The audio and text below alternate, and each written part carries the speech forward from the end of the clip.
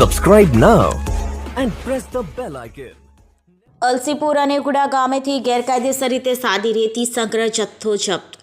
છોટાઉદેપુર જિલ્લા કલેક્ટર ગાર્ગી જૈન માર્ગદર્શન અને સૂચના મુજબ ખાણ ખનીજ વિભાગની કચેરી અને મામલતદાર કચેરી છોટાઉદેપુરની સંયુક્ત ટીમે છેલ્લા 2 દિવસમાં છોટાઉદેપુર તાલુકાના અલસીપુર અને ગુડા ગામેથી ગેરકાયદેસર રીતે સાદી રેતી સંગ્રહ કરેલા ખનીજ જથ્થા પર તપાસ હાથ ધરી હતી.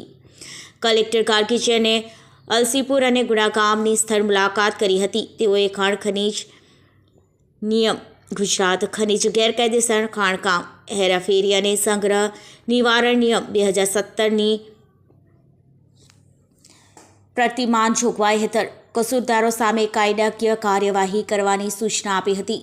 હાલમાં જિલ્લા ખાણ ખનીજ કચેરી છેલ્લા 2 દિવસમાં આ વિસ્તારમાંથી ગેરકાયદેસર રીતે ખનીજ વહન કરતા 4 ડમ્પર પકડવામાં આવ્યા હતા અને અગાઉ છેલ્લા 6 માસમાં આ વિસ્તારથી પસાર થતા રોડ પર આકસ્મિક ચેકિંગ દરમિયાન કુલ 30 જેટલા ડમ્પર પકડવામાં આવેલ હતા, જેની સામે સરકારના નિયમ મુજબ દંડનીય વસૂલાતની કાર્યવાહી હાથ ધરવામાં આવી હતી.